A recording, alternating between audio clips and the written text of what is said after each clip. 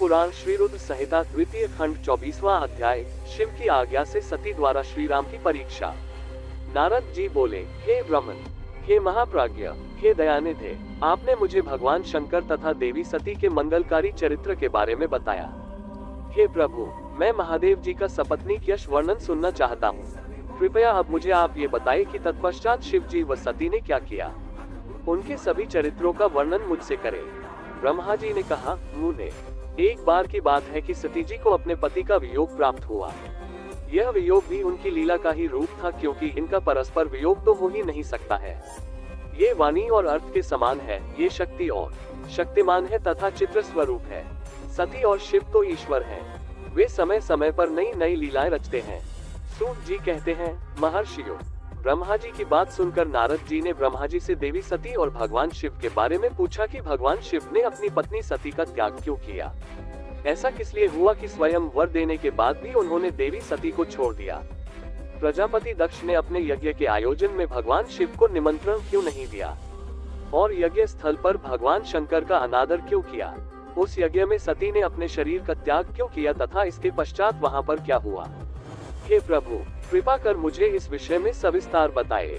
ब्रह्मा जी बोले, हे महाप्राज्ञ नारद, मैं तुम्हारी उत्सुकता देखकर तुम्हारी सभी जिज्ञासाओं को शांत करने के लिए तुम्हें सारी बातें बताता हूँ। ये सभी भगवान शिव की ही लीला है। उनका स्वरूप स्वतंत्र और निर्विकार है। देवी सती भी उनके अनुरूप ही है। एक समय की बात है, भगवान शिव अपनी प्राणप्रिय पत्नी सती के साथ अपनी सवारी नंदी पर बैठकर पृथ्वीलोक का भ्रमण कर रहे थे। घूमते घूमते वे दंडकारण्य में आ गए। उस वन में उन्होंने भगवान श्री राम को उनके भ्राता लक्ष्मण के साथ जंगलों में भटकते हुए देखा। वे अपनी पत्नी सीता को खोज रहे थे, जिसे लंका का राजा रावण उठाकर ले गया था। वे जगह जगह भटकते हुए उनका नाम पुकार कर उन्हें ढूंढ रहे थे। पत्नी के बिछुड़ जाने के कारण श्री राम अत्यंत दुखी दिखाई दे रहे थे। उनकी कांति फीकी पड़ गई थी। भगवान शिव ने वन में राम जी को भटकते देखा, परंतु उनके सामने प्रकट नहीं हुए। देवी सती को ये देखकर बड़ा आश्चर्य हुआ। वे शिव जी से बोली, हे सर्वेश, हे करुणानिधान सदाशिव, हे परमेश्वर, ब्रह्मा विष्णु सहित सभी देवता आपकी ही सेवा करते हैं। आप सबके द्वारा पूजित हैं। वेदांत और शास्त्रों के द्वारा आप ही निर्विकार प्रभु हैं। हे नाथ, ये दोनों पुरुष कौन हैं? ये दोनों विरह व्यथा से व्याकुल रहते हैं। ये दोनों धनुर्धर वीर जंगलों में क्यों भटक रहे हैं? भगवान, इनमें ज्येष्ठ पुरुष की अंकांति नीलकमल के समान श्याम है। आप उसे देखकर इतना आनंद विभोर क्यों हो रहे हैं? आपने प्रसन्नता पूर्वक उन्हें प्रणाम क्यों किया? स्वामी कभी भक्त को प्रणाम नहीं करता। हे कल्याणकारी शिव, आप मेरे संशय को दूर कीजिए और मुझे इस विषय में बताएं। ब्रह्मा जी बोले, नाराज, कल्याणमयी आदिशक्ति देवी सती ने जब भगवान शिव से इस प्रकार प्रश्न पूछने आरंभ किए तो देवों के देव महादेव भगवान हंसकर बोले, देवी, यह सभी तो पूर्व निर्धारित है। मैंने उन्हें दिए गए वरदान स्वरूप ही उन्हें नमस्कार किया था। ये दोनों भाई सभी वीरों द्वारा सम्मानित हैं। इनके शुभ नाम श्री राम और लक्ष्मण हैं। ये सूर्यवंशी राजा दशरथ के पुत्र हैं। इनमें गोरे रंग के छोटे भाई साक्षात शेष के अंश है तथा उनका नाम लक्ष्मण है। बड़े भाई श्री राम भगवान विष्णु का अवतार हैं। धरती पर इनका जन्म साधुओं की रक्षा और पृथ्वी वासियों के कल्याण के लिए ही हुआ है। भगवान शिव की ये बातें सुनकर सती को विश्वास नहीं हुआ। ऐसा विभ्रम भगवान शिव की माया के कारण ही हुआ था। जब भगवान शिव को ये ज्ञात हुआ कि देवी सती को उनकी बातों पर विश्वास नहीं हुआ है, तो वे अपनी पत्नी दक्षकन्या सती से बोले, देवी, यदि तुम्हें मेरी बातों पर विश्वास नहीं है तो तुम स्वयं श्री राम की परीक्षा ले लो। जब तक तुम इस बात से आश्वस्त न हो जाओ कि वे दोनों पुरुष ही राम और लक्ष्मण हैं और तुम्हारा मोह न नष्ट हो जाए, तब तक मैं यहीं बरगद के नीचे खड़ा हूँ। तुम जाकर श्री राम और लक्ष्मण की परीक्षा लो।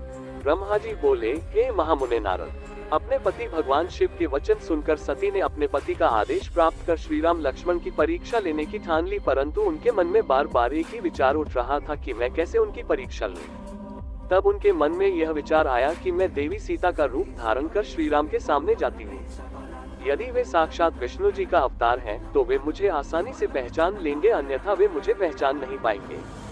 ऐसा विचार कर उन्होंने सीता का वेश धारण कर लिया और राम जी के समक्ष चली गयी। सती ने ऐसा भगवान शिव की माया से मोहित होकर ही किया था। सती को सीता के रूप में देखकर राम जी सब कुछ जान गए। वे हंसते हुए देवी सती को प्रणाम करके बोले, हे देवी सती, आपको मैं नमस्कार करता हूँ। हे देवी, आप तो यहाँ हैं, परंतु त्रिलोकीनाथ भगवान शिव कहीं भी दिखाई नहीं दे रहे हैं। बताइए देवी, आप इस निर्जन वन में अकेली क्या कर रही हैं? और आपने अपने परम सुंदर और कल्याणकारी रूप को त्याग कर यह नया रूप क्यों धारण किया है? श्री रामचंद्र जी की बातें सुनकर देवी सती आश्चर्यचकित हो गईं।